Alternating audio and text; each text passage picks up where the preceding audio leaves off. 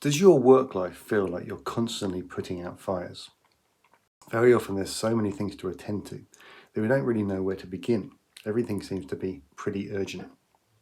Now, it's a good idea to make a distinction between things which are urgent and things which are important, because there is a danger that if we only deal with the things that seem to be urgent, then other things which are actually just as important but whose time has not yet come will be neglected, and then they will become the next urgent thing.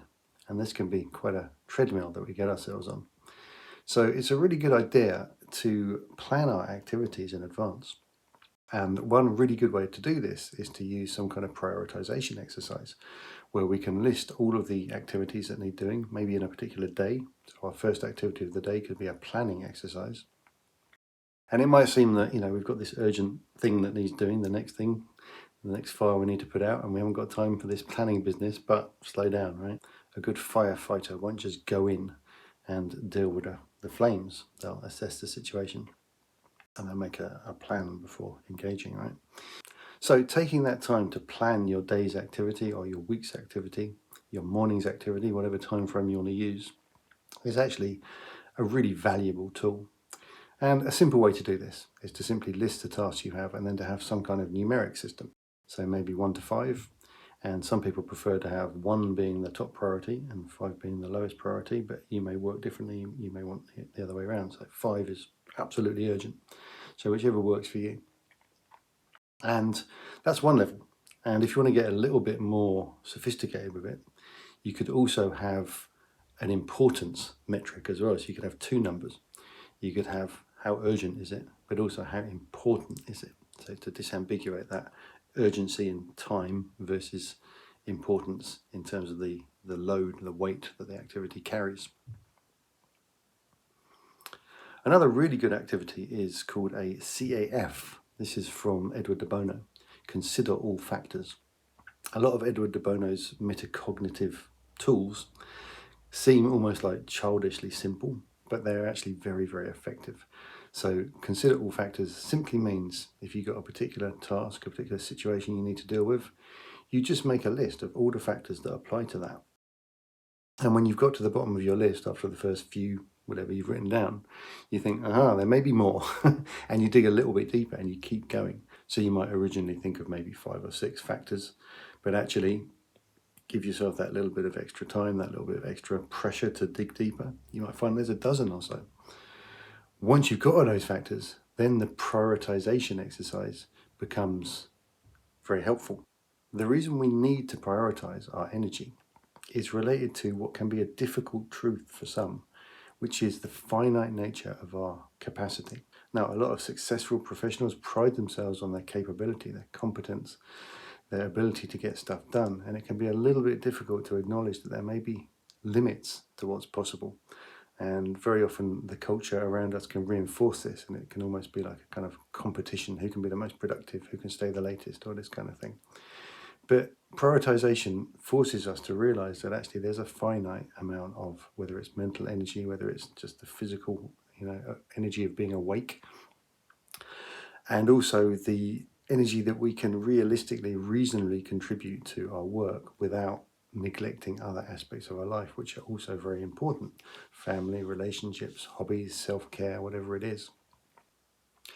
Without the combination of a really good prioritization system, along with an acceptance and understanding of the limits within which we're working, the constraints of the system within which we're working, we can end up having this sense of feeling constantly behind. Now, this is really quite a common experience. People working very, very hard, doing enormous amounts of really good work for their employers, and yet somehow feeling that they're behind. Enough is never enough. And this can really gnaw away at our self-esteem. It can gnaw away at our satisfaction with life. It can make us feel that we have to keep doing more and more work rather than clocking off for the day and spending the time and the money that we've earned doing all that work on things that benefit ourselves and our families and improve our quality of life. So again, the treadmill or the constant firefighting situation is something to really look out for. It's not inevitable. It's not written in stone. It's not it's not inevitable that our lives have to feel like a constant emergency. It's partly a culture that's evolved around productivity, possibly toxic productivity, productivity for its own sake, or this mistaken idea that the way to get the most out of a system, like the most efficient way to run a system, is simply to just have your foot to the floor and just drive it to its limit, which is actually not how efficiency works. You need some kind of buffer, some kind of slack in a system in order for it to operate at maximum efficiency. This may seem counterproductive, but it's pretty obvious when you think about it. So, when your CPU and your computer is operating almost at 100%, everything grinds down to a halt because there isn't the space for stuff to be moved around. There's also the fact that our subconscious is very powerful. If we've been struggling with a particular problem that involves maybe some deep thinking, some analysis, some deep understanding, and we've kind of reached a limit and it's just not becoming clear, probably the most efficient thing to do is to go and get a coffee, go and have a walk. And while we've kind of let go of it, the subconscious is still doing its thing, and then later on it will hand us the answer. There's a story of how Einstein, when he was struggling with his thinking, would stop, take a break, pick up his violin, play some music. And this is a really good antidote to that kind of mental pushing. This is also related to priorities. Very often on our priorities list, there won't be take a break. I'll talk in another video about Pomodoros, right? So Pomodoros are an excellent way of managing your time and having a high level of productivity without straining your cognitive machinery.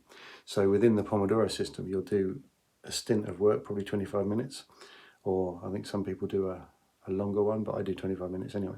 And then you have a 5-minute mandatory break. So it seems like, lazy, slack, or you're taking 5 minutes off after working for 25 minutes. No, it's not. It's built-in efficiency.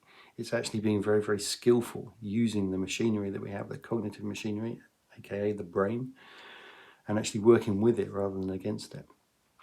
So prioritizing rest, also prioritizing self-care, all these things that we're not necessarily encouraged to do if the main drive is just like, full productivity, milk the cow dry, right? The cow's not happy, you're going to get less milk. All these things, there's a lot of kind of counterintuitive or almost, ways of doing things which are different to the prevailing ethos, and the prevailing ethos may in fact be not very helpful. It may in fact be less efficient and maybe less effective than it believes itself to be. So, putting out fires, choose which fires to put out first. Prepare yourself before you go in and put out any fires. Make sure you've understood the situation. Make sure you know which fires are actually the most important, which are actually likely to trigger another fire. So there may be a little fire over there that's actually in danger of setting off some big explosion, and that should be the priority, right? So take the metaphor wherever you want to take it. So putting out fires, this sense of never enough, you're never doing enough, not prioritizing both self-care and downtime for your brain to make it genuinely efficient rather than just milking the cow. All of these things are going to help you with that horrible feeling that in spite of all your efforts, in spite of all this amazing work that you do, that somehow it's never enough. You're never satisfied with your own performance. You sense, whether rightly or wrongly, that your employers are not satisfied with your performance, although they may well be. It could be something that you're putting on yourself. But this sense of never enough, this is what we need to deal with.